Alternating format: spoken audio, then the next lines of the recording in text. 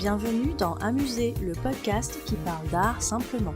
Je suis Julie Bonneau, je vis à Paris, j'aime l'art, la culture et les musées, et j'ai créé ce podcast pour partager cette passion. L'objectif d'Amusé, c'est de raconter l'art autrement, de raconter l'art de manière ludique et décalée, de ressentir l'art sans trop l'intellectualiser. Si comme moi vous aimez apprendre sans faire trop d'efforts, vous êtes au bon endroit. Un nouvel épisode d'Amusé est mis en ligne tous les lundis. Vous pouvez vous abonner à Amusé sur les plateformes iTunes, Spotify, SoundCloud, Stitcher et Podcast France. Vous avez le choix. Je serai ravie de recevoir vos commentaires et suggestions, voire vos 5 étoiles si ce podcast vous plaît. C'est le meilleur moyen d'encourager et de soutenir Amusé. Vous pouvez également me suivre sur les réseaux sociaux, sur Instagram et sur Twitter, c'est le compte amusé_fr, et sur Facebook et sur la chaîne YouTube sous le nom Amusé.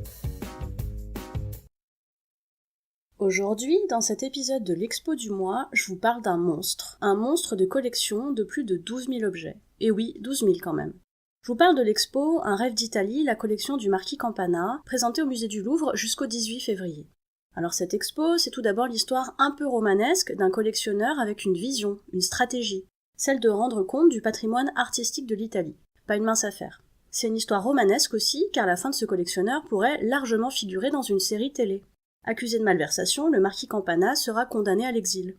J'ai beaucoup aimé voyager dans l'esprit et tenter de comprendre la quête de ce collectionneur. J'ai beaucoup pensé aux grands collectionneurs actuels, les Pinault, Arnaud et autres, et je me suis demandé s'ils étaient animés de la même quête, ou pas. Cette expo, c'est aussi un genre de méga brocante. Bon, j'exagère un peu quand je dis ça, mais vous commencez à me connaître. C'est vrai que vous verrez un peu de tout dans cette expo, peinture, sculpture, objets en tout genre. Vous verrez aussi des fibules. J'adore ce mot depuis que je l'ai découvert en cours d'histoire de l'art.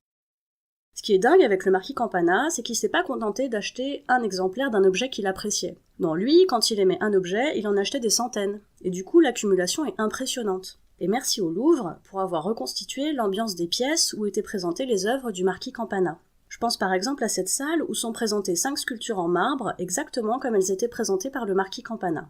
J'adore les expos où le visiteur peut se projeter dans une ambiance qui a vraiment existé. Mon côté retour vers le futur sans doute. Cette expo est aussi très intéressante parce qu'elle mêle plusieurs thèmes. Archéologie, car pas mal d'œuvres du Marquis sont issues de fouilles. Politique, car on nous explique bien comment différents pays ont récupéré des parties de la collection du Marquis Campana. Et histoire de l'art, évidemment, avec une sorte de grand tour depuis l'Antiquité jusqu'à la Renaissance. Enfin, mention spéciale pour les 3 choses suivantes. Le sarcophage des époux, qui est un mythe de l'histoire de l'art. La salle des Majoliques, qui est vraiment une salle waouh.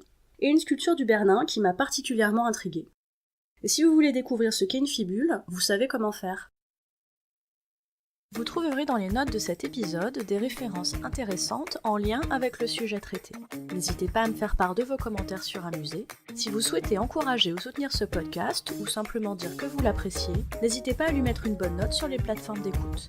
Non seulement les bonnes notes ça fait plaisir et c'est encourageant, mais ça permet en plus de faire connaître Amusé. Merci à vous!